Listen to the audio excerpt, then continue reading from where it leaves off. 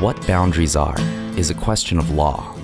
Where boundaries are is a question of fact. Adage, circa 1830. Author unknown.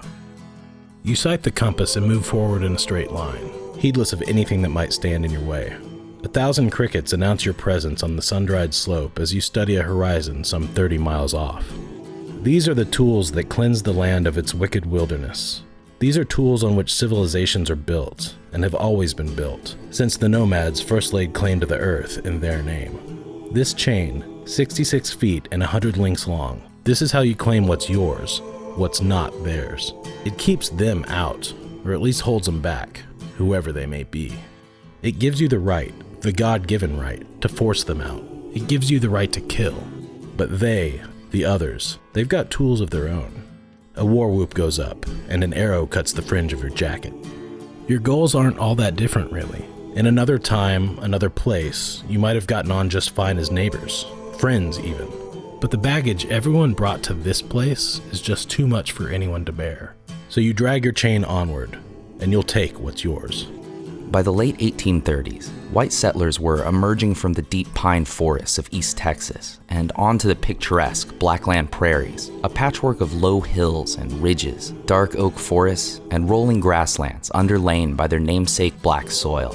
These were just the latest wave in a relentless march west that had begun more than 200 years before, a flood of the desperately poor and oppressed, squatters, fugitives, debtors, and aspiring plantation princes. Europe was drowning, and the Americas were the release valve. Here in Texas, they could finally see sky. It was an escape from the claustrophobia of the teeming cities, the systematic theft of their ancestral lands, and the rigid social structures of the only world they knew, but no longer recognized. Here was refuge from all they were running from, and unwittingly dragging behind them. But the lands they were escaping to obviously weren't vacant. Depending on who you ask, people occupied Texas 11,500 years ago at the very, very least. Regardless, people were here. And if the land ever appeared empty to the endless waves of settlers, it's because the vanguard of white tide was plague, killing millions of Native Americans as it swept across the continent. For generations, the pattern was always the same. Settlers would move on to native lands, conflict would flare up, treaties would be signed and broken, land would be surveyed, and the natives would be driven west, enslaved, or wiped out altogether. By the 1830s, the tribes of the southeastern U.S. were being herded like cattle down the Trail of Tears to so-called reservations in alien western lands. An empire for a new gentry was being built, in the model of the mother continent. The destitute refugees of old world kingdoms building tiny kingdoms of their own on the backs of slave labor, class exploitation, legal manipulation, and genocide. They inevitably became microcosms of the stratified social hell they'd fled. And before long, the poor and desperate, like rats on a sinking ship, flooded out of the New World kingdoms just the same. But it wasn't they who were the rats. It was this lot of pseudo-aristocratic scum who turned their backs on their own brethren for a chance to play feudal lord. They were the real rats. And good riddance, said the serfs, westward bound to stake claims of their own. They were going to do things right. But each new settlement stratified into fiefdom like clockwork as the once dissident serfs ordained themselves the new lords of the manor. With each passing decade, the same story played out again and again, just a little further west, and it built a uniquely American system that still persists to this day, one that could best be described succinctly as, I got mine, so fuck you. These peasants come self-made nobles would be building McMansions if they were alive today, and we certainly know who they'd vote for. Jackson 1828, and you thought 200 years was a long time. I'm Brad Dewar. And I'm Ryan Sheffield. And this is TEX ARCANA. On a day easy when I die. On a day easy when I die. On a day easy when I die. Scream salvation as I fly. On a day easy when I die. This is a story about land surveyors, the 19th century predecessors to those guys in the orange safety vests with the tripod things you see on the side of the road. But trust me, it's not nearly as boring as it sounds. Land surveying in Texas dates back as far as 1722. Back then, the units of measurement were less than precise. 1 league to the wind, for example, or my personal favorite, 3 cigarettes on a donkey. But all that changed when Stephen F. Austin came to Texas. He was a total wonk for survey policy. He mapped out a detailed plan for the Mexican government, and they went with it, adopting the Mexican vera as the standard unit of measurement, about 3 feet, give or take an inch. Surveying in the 1830s was a dangerous, often deadly job. They had bad roads or no roads, rough weather, disease, and hostile natives to contend with. And once expenses and time were accounted for, it didn't pay shit. Most surveyors at the time were seasoned frontiersmen and veterans of war. Needless to say, they were tough dudes, and they often served as the first line of defense for colonists. Tales of surveyors' adventures are the stuff of legend, like the guy who got scalped during an Indian raid, played dead till they were gone, then got right back to work. Or the dying man who carved his own epitaph into a tree as he bled out beneath its shade. For surveyors, death was just part of the job, and like any job that combines risk with low pay, little accountability, and a license to kill, it had a tendency to attract a certain type of person. A lot of these guys were straight-up cutthroats who'd abandon one another as soon as things got messy, absconding with the equipment and cash as their compatriots lay dying. But even those with a conscience often found themselves in do-or-die situations, and sometimes the right thing just wasn't worth dying for. In the aftermath of the Texas Revolution, things got a whole lot worse. The new republic was broke, and the only worthwhile compensation they had to offer veteran soldiers for their service was land. So in January 1838, they established the General Land Office to manage and regulate all that, or more accurately, to just let it happen. Then President of Texas, Sam Houston, quote, used every endeavor within his power to prevent expeditions onto Indian hunting grounds. But Houston was a rare friend of the indigenous peoples, and when he urged the Congress to designate official boundary lines between white settlements and native land to prevent the obvious and inevitable conflicts, they refused to listen. Their priorities were no different than those of most white people in the Americas at the time: growth and expansion, unfettered and unending, at all costs and by any means necessary. The serf kings of America, then and now, can never seem to have enough vassals. Sam Houston turned out to be just as prophetic as his contemporaries were myopic. While discussing the encroachment of settlements with a Comanche chief, he said, quote, "If I could build a wall from the Red River to the Rio Grande so high that no Indian could scale it, the white people would go crazy trying to devise a means to get beyond it." William F. Henderson, deputy surveyor of the Robertson Land District in Robertson County, Texas, was very much one of those white people. "These annoyances from the Indians continued for a long time," he wrote. "Although our plans were frustrated after the result of these expeditions, we did not give up, but in the fall made another attempt which proved most disastrous of all." Henderson was based out of Old Franklin, a town about 60 miles southeast of Waco, and a mecca for surveyors and rangers from all over the Republic. If you were looking for skilled surveymen, equipment, or guns for hire, Old Franklin was the place to find them.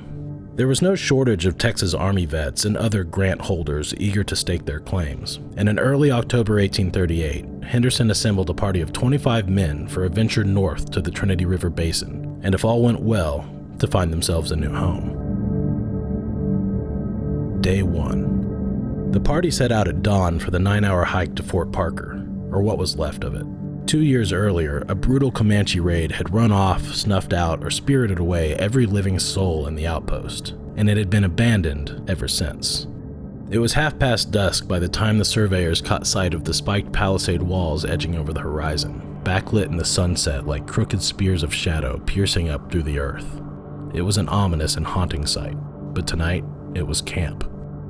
Henderson was well acquainted with the dangers of Indian raids. He'd barely survived one himself just a few months before, but this time he felt prepared. He had a sizable posse in tow, and these weren't no tenderfoots. 2 of them were Texas Rangers, and like most of their brothers in arms, they were experienced Indian killers, mostly for profit, but always for pleasure. A majority of the others were veterans of the Revolution, or at least claimed to be. But even those who never fought could still taste the horrors of war like fresh blood in the back of their teeth. There were countless dangers lurking out on the frontier in the dead of night, but Henderson took at least some comfort in knowing that they were one of them. The night was quiet and cold, and sleep didn't come easy.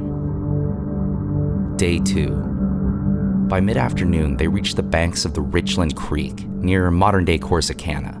It was a winding, shallow trench of dirt and rock, bled dry by months of summer sun. As surveyor Walter Lane described it, quote, "The country was so dry that the earth cracked open." Thirst was definitely going to be a problem, but at least the chainmen wouldn't have to tread water while they worked. The party crossed blind through a dense thicket and found themselves stumbling through the middle of a campsite full of kickapoos, somewhere between a few dozen and a few hundred, depending on who you asked. It was a common trope at the time for Texans to exaggerate the numbers of so-called Indians when they told tale of encounters, especially if things got violent. Whether the Texans won or lost the scuffle, it just made for a better story if the numbers were a little fudged. Luckily for the surveyors, these kickapoos weren't looking for a fight. They greeted the newcomers warmly, and a fair amount of them spoke English. They said they'd made the journey down from a reservation in Arkansas to stock up on dried buffalo meat for the winter, and the Texans were more than welcome to set up camp wherever they liked. The Kickapoo tribe originated up north, near Lake Michigan, but they were driven further and further south by a century's worth of white settlers pouring into the upper Midwest, and of course, the genocidal zealots and policies that so often tagged along at the rear of any pioneer wagon train. The Kickapoos, like a lot of the white Texans at the time, were immigrants, refugees from civilization taking their chances in a treacherous new world. The Texas frontier had more than its fair share of war, hate, and murder, and the foundational dirt beneath every settlement, under every flag, was steeped in 6 centuries of blood. But for many natives, Americans, Europeans, and Mexicans alike, that was part of the appeal. It was a kind of dark equalizer, because in the vast wildlands of Texas, no one was safe. For all the animosity and violence between cultures and factions, and there was a lot, there was still a kind of grim understanding that even enemies can sometimes be fellow travelers when all roads lead to hell. And that day, in October 1838, the Kickapoos and the Texans camped side by side in peace on the parched and lifeless dirt. Day 3. A busted magnet in one of the compass needles saw the day's work grind to a halt before it even began. It wasn't the worst thing that could happen. There was still plenty they could get done, but there couldn't be an accurate survey without it. And that meant someone had to make a run to the store, all the way back in Old Franklin. 2 of the men, Love and Jackson, volunteered and saddled up for the ride. As the men gathered round to send them off, Love felt a chill slink up his spine. He turned to the men and said he reckoned they ought to just sit tight for a few days, hold off on doing any survey work till he got back. He couldn't give a proper reason why, or couldn't find the words for it. Maybe there weren't any. It's just, that chill shook him something wicked is all. Henderson respected Love enough to keep his thoughts to himself, but he'd be damned if they were going to waste 4 whole days lollygagging around the campfire on account of some bad feeling. Besides, the Kickapoos seemed friendly enough and the weather was decent. Everything was going to be just fine. Godspeed and hurry back now, y'all. Love and Jackson rode out, and just as soon as they disappeared into the thickets, the men once again broke out the chains. Day 4. They were having breakfast around the campfire when the Kickapoo chief approached them with a dour look on his face and a dire warning. He'd gotten word that a nearby band of Ionis weren't too happy that a group of white surveyors were drawing chains across their hunting ground. He urged the men to just pack up and get out before someone got killed. We thanked them for the information, Lane wrote, but we said we weren't afraid of the Ionis, and if they attacked us, we'd clean them out. The chief's mood darkened. If they stayed, he said, they'd be dead by nightfall. His people had a treaty with the Ionis, and it was tenuous at best. If, or more likely when, the attack came, their hands would be tied. The look on the chief's face was one of genuine concern, not just for their lives, but for the safety of his own people. The Ionis were quick to cast blame, he told them, and the last thing the Kickapoos needed was a heap of dead white men laid at their feet. But the surveyors again told the chief he had nothing to worry about. Last time they checked, the Ionis didn't even use guns. If the bastards were hankering for a fight, by God, they'd whip them for sure. The chief gave the men a solemn nod and left them to their breakfast. As they set to work, it was pretty clear that the Richland Creek vibe had palpably changed. It's not that the Kickapoos stopped being friendly. If anything, they were getting a little too friendly. They seemed to be making a purposeful effort to distract them from their work and just generally get in the way. They glommed onto the surveyors in pairs, shadowing them along the creek while they worked, and according to Henderson, kept asking, quote, annoying questions, like, is that a mile? Or pointing to the compass and asking, is that God's eye? As East Texas historian Jimmy L. Bryan Jr. noted, quote, after a century of defying European-American incursions, the Kickapoo finally gave way, but not to military force. They lost no great battle. The end came when the surveyors arrived and cut up the Indians' land. The Kickapoo knew well the bane of God's eye, and they were not eager to yield to it again. As the party neared the edge of a dried-out ravine, the men looked up from their equipment and realized they were suddenly alone. The Kickapoos must have gotten bored and wandered off into the woods or something. All except one, anyway, who walked up to Lane and politely asked him if he could bum a pinch of tobacco. Lane obliged, and the Indian thanked him, shook his hand, and disappeared down into the ravine. Finally, Henderson thought, we might actually get some damn work. Explosions from the ravine. A horse cries out, rears up, collapses. Shadows move behind the smoke. How many? Dozens, 50 maybe. Doesn't matter. Pack the shot, fire. Someone's screaming in pain. Captain Neal is screaming, charge. You barely hear it. You're screaming too. You run into the smoke without thinking. You just run. Your rifle takes 30 seconds to reload standing still. Doesn't matter. Theirs does too. The shadows move with you, shrinking. You've got them on the run. Pack the shot, goddammit, and just fire. The Kickapoos rout. Fall back some 40 yards to the tree line. It's too easy. It's a trap. Rifle blast split the dark between the trees. Shots from all sides as the shadows and the smoke fan out across the field. 100 of them, more. Circling, moving in, getting closer. Captain Neal is screaming orders, but they're lost in the maelstrom of rifle cracks and screams. It doesn't matter. You've got the message loud and clear. Pour it, pack it, fire, and fucking run. The Texans regrouped back at the ravine and threw themselves flat against the banks. It was only about 5 feet deep at its nadir. Some scattered bushes and a lone cottonwood tree, the only cover. There was nowhere to hide. Don't think. Keep it steady. Make it count. Fire. A few of the men were already injured, some bad. 2 of the horses were dead, and the rest made for easy targets. The Kickapoo had the quarry surrounded, and as best the men could tell, had them outnumbered 10-1. The surveyor's best and only hope at that point was to hold out and hold them off till the Indians lost interest or decided it wasn't worth the casualties and just moved on. It wasn't unrealistic, so long as they didn't die of thirst or bleed to death in the meantime. The Indians had no hostility towards us, Lane wrote. But they knew as we were surveying the land, the white people would soon settle there and break up their hunting grounds. And that was the thing. The Kickapoos didn't want to kill anyone. As far as they were concerned, they were just defending themselves, their livelihood, and their way of life, and in the process, sending a message to any other white men who might come out their way. Peace would always be met with peace, but chains could only be met with hot lead. The Kickapoos began climbing trees and firing down into the ravine. A couple of the men were hit, but they weren't the primary target. It was the horses they wanted. Without a means of escape, the surveyors would be easy pickings. A flurry of bullets rained down from the trees, and when the smoke cleared, all but 2 of the horses were bleeding out in the rocky ditch. The men couldn't spare the ammo to do the poor creatures right. All they could do was hunker down for cover behind their hulking bodies, while the animals gasped and screamed in agony, some for hours, absorbing shot after shot and begging to die. There was nowhere to go and no way to get there, at least not till nightfall, and that was still some 8 hours away. The firefight raged on deep into the afternoon. Captain Neal caught a bullet in the hip, and Euclid Cox was nominated without objection to take over as acting commander. He charged up the embankment and took cover behind the lonely cottonwood tree at the edge of the ravine. Cox managed to hold the position for several hours, picking off attackers with a pistol in each hand. But as dusk came down, his weary feet betrayed him. He stumbled just an inch, just enough, and caught a hot one clean through the spine. As he collapsed to the ground, the Kickapoo, quote, began to whoop like so many devils, and seized on the moment to stage a charge. The surveyors managed to hold them off and push them back to where they had started, but they were right there too. Cox cried out for help, so Lane dropped his gun and made a mad dash up the embankment as bullets cut the air and split the rocks at his feet. He grabbed Cox by the shoulders and dragged him back down into the ravine. The men didn't bother to nominate a new commander.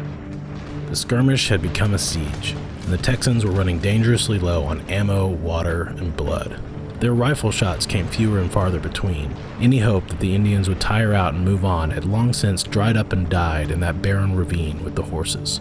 And the sun, in all its cruelty, lingered, holding back the night just long enough to watch them die.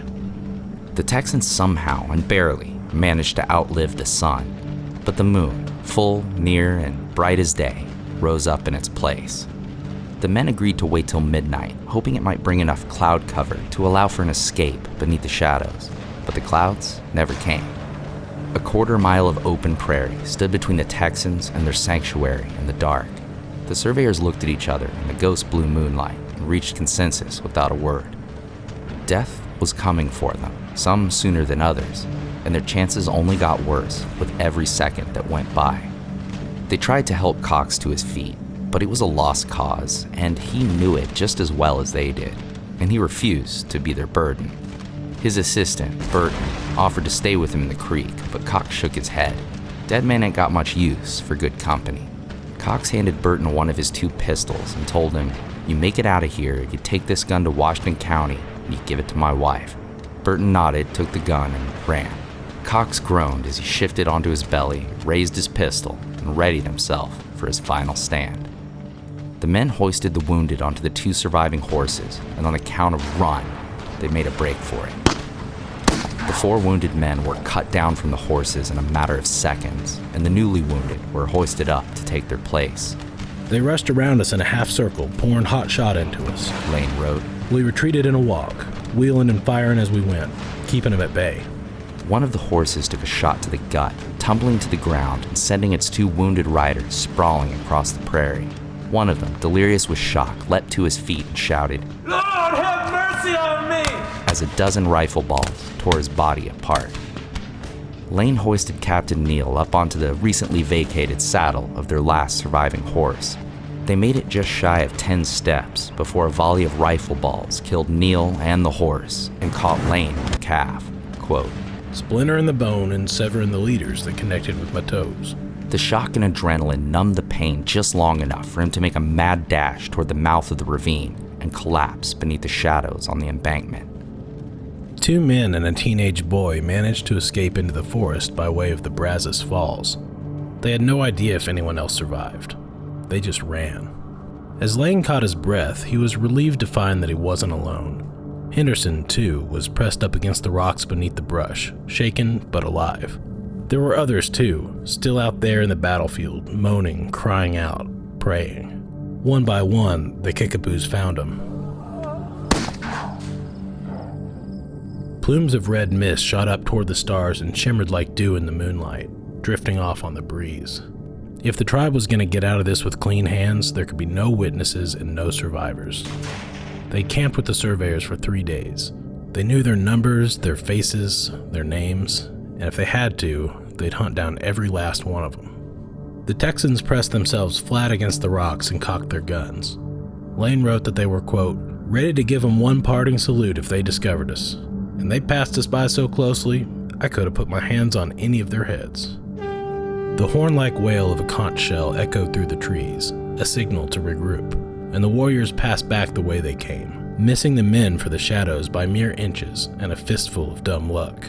Once the Kickapoos were safely out of sight, Lane and Henderson hurried down the embankment where they found Burton and Violet huddled near a pool of muddy runoff. The men slurped down as much of the muck as they could stand, but there was no time to rest. They only had a few hours before sunrise, and without the cover of darkness, they'd be sitting ducks. Violet's leg was broken during the retreat. The others did their best to bandage and stabilize the shattered thigh bone, but he couldn't stand, much less walk. They exchanged knowing glances, and Violet shook his head. He grabbed Lane's wrist and begged him, "Please don't leave me. Please." Lane put a hand on Violet's shoulder.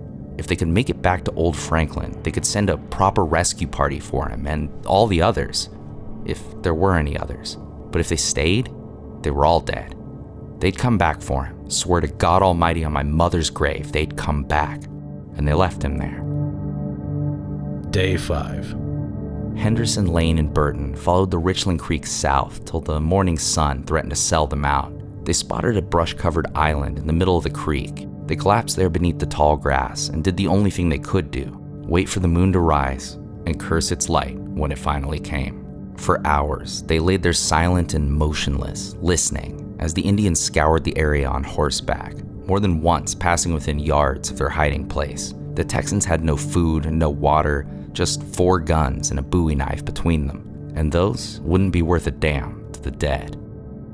When night finally came, the trio made ready to move out. Lane, weak from the blood loss and crippled by pain, was overcome by a head rush and fainted right there on the spot.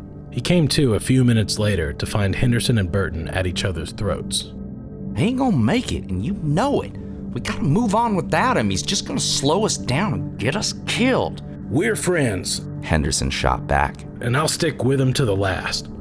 Before Burton could reply, Lane staggered to his feet and, as he put it, cursed both loud and kept, and I told Burton he was a white-livered plebeian, and in spite of his 150 pounds, I would beat him to the settlements. Burton shut his mouth, and the trio got moving, following some buffalo trails they hoped might lead them to water. Instead, they met the dawn lost and thirsty, with only a few miles behind them. They didn't bother looking for a place to hide from the light. Whether the Indians caught up to them or not, they'd be dead of thirst by nightfall, so they pressed on. Day 6. It was late afternoon, and the men were delirious and half dead by the time Tehuacana Hill crested the horizon. By Henderson's reckoning, the hill's gushing springs were only 6 miles from where they stood, the final stretch to salvation. But Burton shook his head. Nope. He plopped down right there on the ground and crossed his arms like a fussy toddler. Y'all go on, torture yourselves all y'all want, but right here seems like as good a place as any for a man to die. You ain't got no grit! Lane screamed, and with a little chiding from Henderson, a curse or two, and probably a fair amount of spit, Burton gave in to peer pressure and got back on his feet. The thought of all that pure, delicious spring water drove their weary legs forward and all the way up the hilltop. There were only a few yards between them and the life-saving oasis when a band of 10 mounted Kickapoos rode up on them from the woods. The men fell to their knees, unsure whether to laugh, cry, or scream, and too weak to do any one of them anyways. But the Kickapoos weren't brandishing weapons, and when the chief raised his hand to them in a greeting, it dawned on Lane that they'd somehow managed to stay a few steps ahead of the news. The horsemen must not have heard about what went down at Richland Creek, yet. Thinking fast, Lane waved down the chief and breathlessly detailed their narrow escape from a ruthless band of Ionis who'd attacked them without the least bit of motive or provocation. The chief's ears perked up at the mention of the rival tribe, but he still wasn't 100% sold on the story, and he had a few questions. But Lane cut him off, crying out for water, water. The chief gave him a look that could best be described as White boys. Then pointed at the flowing spring right there in front of him. There is water, he said. The Texans scrambled toward the spring like they were on fire and threw their broken bodies into the heavenly cold water. Once they'd drank their fill and washed their wounds, Lane asked the chief if he'd be willing to take him on horseback to a settlement, any settlement. The chief stared deep into Lane's sunken eyes and said solemnly, "Maybe so you die tonight." "Not unless you kill me," Lane replied. "No kill," the chief said, smiling. "Want eat?" The Kickapoos carried the haggard men to their camp nearby, where they treated their wounds, fed them warm turtle soup, and gave them a place to sleep. The irony of the situation wasn't lost on the Texans. They knew the Kickapoo were good people, as good as anyone could be anyway, out there on the frontier. And they knew just as well that the only thing separating a fellow traveler from an enemy was the chain they'd left behind, and it was only a matter of time before it caught up to them. As Henderson, Burton, and Lane were bedding down in warm blankets for the night, Violet was still clinging to life in the muddy ditch where they'd left him. He'd survived for 3 days on green haws and plums, and the hope of eventual rescue. To our modern ears, it felt like little more than an empty promise made to a dying man, but Violet never doubted his comrades. He knew they'd come back for him, but still, he couldn't wait forever. The closer he got to Old Franklin, the sooner they'd find him, so he resolved to meet him halfway. He gathered up whatever materials he could find to jimmy rig a splint, then he bit down hard on a twig and set his own broken femur. Violet rolled onto his belly in the creek bed, clawed his fingers into the dirt, and dragged. Day 7. Henderson, Burton, and Lane got up before the sun. They thanked the Kickapoos for saving their lives, and then hit the road before they had a chance to regret it. Only a few hours into their journey, a group of 6 mounted Indians caught sight of the trio from across the prairie and rode up on them, The horses drew to a halt a few yards away, and the lead rider held a rifle high in the air. "Our time has come," Lane said. Howdy. The rider shouted. We want to trade guns. The Texans tried not to make their relief too obvious. They weren't off the hook just yet. The rider wanted Henderson's rifle in exchange for the one he was holding up, which, upon closer inspection, was a beat-up piece of junk they'd clearly found in a field somewhere. It definitely wasn't a good trade, but by the tone of things, it wasn't an optional one. Henderson handed over the gun without hesitation. It wasn't worth a fight. They just wanted to go home. They told the riders they were welcome to keep their junk rifle, but just to make the trade fair, they wanted a guide to Fort Parker, and Lane, given the sorry state of his leg, needed a horse for the trip. To the Texans' surprise, one of the riders agreed. The derelict fort was no less creepy in the daytime. Sans the shadows, you could see every splinter, and the rust stains ran like blood. As they approached the ruin, Burton leaned toward his comrades and whispered, "Hey, why don't we just kill the Indian? Take his horse." He was unarmed, back turned. Their guide saw them jump, and he tried to put them at ease. It was just some Indians camped about a mile away, he said. In fact, he was just about to ride over there and join them. Nothing to fear, he assured them. Kickapoo are friendly Indians. The Texans exchanged wide-eyed glances. If they'd made a move on the Indian, the whole warband would have heard the shot and been on them in minutes. Burton, again, shut his damn mouth. The guide helped Lane dismount and bade them farewell as he rode off toward the camp, likely with a tale to tell about the wounded, neurotic white men he just dropped off at the fort. The Texans reckon they had less than an hour before the warband was hot on their trail. They bypassed the abandoned outpost and waded down into the Navasota River, slogging through the cold water to hide their tracks, and didn't stop moving till well after nightfall. Day 9. They'd been walking for 2 straight days when a voice shouted, Halt! It was 2 white men on horseback, about 40 yards away, guns leveled. It occurred to Lane right then what a grisly sight the 3 of them must be. Stripped down to rags and skivvies, emaciated, eyes sunken in and dark, black with dirt and drenched in gore. The horsemen probably weren't sure if they were staring down some renegade Indians or a pack of shambling corpses risen up from the grave. Lane threw up his hands and shouted, We're friends! White men! The men lowered their guns, and to everyone's surprise, it was Love and Jackson, the 2 men who'd gone to town to get a new magnet before things went south. They quickly dismounted and helped the exhausted, grateful men onto their horses. We have no record of what was said during their 15-mile trek back to Old Franklin, so I guess Mr. Love decided to keep his I told you so's to himself. As soon as they got to town, Love assembled a 50-man rescue party and set out in search of survivors. They made it to the springs by late afternoon, where they stopped to drink and rest. Suddenly they heard a rustling in the woods nearby, something growling or groaning, indistinct. A dark shape on all 4s barreling toward them through the trees. They were caught off guard and scrambled for their guns as the thing crawled out into the daylight and collapsed in a heap.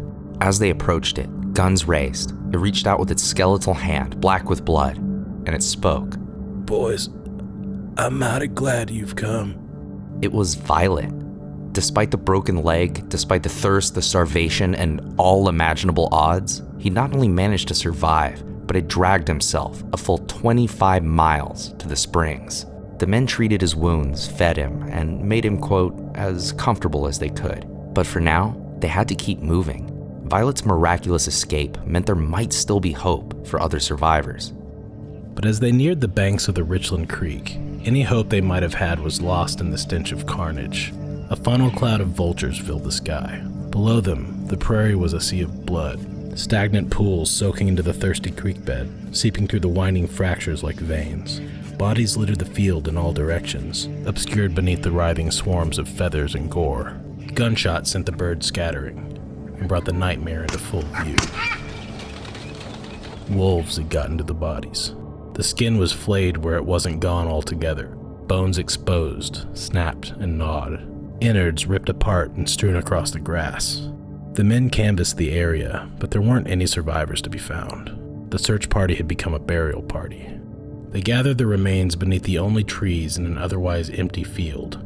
2 of them, their trunks grown together at the base, their fates forever intertwined in their mutual isolation. The dead were laid to rest in a mass grave marked only by a single nail driven into the common trunk of the 2 lonesome trees. a wordless epitaph for 18 nameless men. In all, 7 men survived what would come to be known as the Surveyor's Fight. Lane spent 2 months under the care of nurses in Old Franklin until his leg healed. Violet, too, miraculously recovered. Burton surprisingly managed to redeem himself somewhat by staying true to his promise and delivering Cox's pistol to his wife and children. The reunification and recovery of the survivors was something they could be grateful for, but still, many of those who didn't make it left behind widows and orphans. And though no source we found bothered to mention the fate of the Kickapoos, we have to imagine their story was very much the same. For more than a century, the history of their tribe reads like a tragedy, and though they never wanted this battle to happen and took no pleasure in the killing, it was still a rare victory. After all, these weren't just some peasants fresh off the boat from Europe. These were Texans with a long pedigree of frontier warfare. Whatever their numbers or tactics might have been, the win must have been somewhat vindicating. By that point, any tribe that had migrated from the east, and most of the Europeans too, knew exactly who and what they were up against. Their grandfathers had scalped each other. In a weird way, these people were cousins, brought together by the blood that had been spilled on every frontier since Jamestown. In the wake of the Surveyor's Fight, the blood-soaked banks of the Richland earned the nickname Battle Creek, but it wasn't all that original. There are at least 3 other Battle Creeks in Texas alone, each one named after a skirmish between settlers and natives, years and decades apart. It was the same story playing out over and over across time and across the continent. 2 cultures dependent on the other's destruction for their own survival, their fates forever entwined like 2 trees on a grave. The unwashed masses of Europe had fled across the ocean to escape the chains of debt and the boundaries of class, but their journey westward didn't stop at the eastern American shore, and the only way to build their new world was to bind and divide it with chains of their own. For the native peoples, it was an apocalypse. Their populations decimated by microbes, their gods dethroned, and their ancestral lands seized and raped by the fell incantations of legalese. The white man's witchcraft was as deep and ancient as their own, but its accoutrements were strange ones. The printed word, the maps, the laws, and of course, the lines. Lines conjured from nothing but a surveyor's lens and drawn across the earth in chains. The natives weren't ignorant. They saw the land patent officers, the draftsmen, the courts, the contracts for exactly what they were, harbingers of the end. History had told them, their grandfathers had told them, and their grandfathers before them. They stood no chance against the vast resources and reach of the invisible death machine the white man called government. But if they couldn't cut it down at the roots, they could still cull the seedlings. Growth and expansion were the lifeblood of the beast, so the natives took dead aim for its heart, the surveyor's compass, God's eye, the thing that steals the land. And when they found themselves with a clean shot, they took it. It was true, focused resistance. And this time, it worked.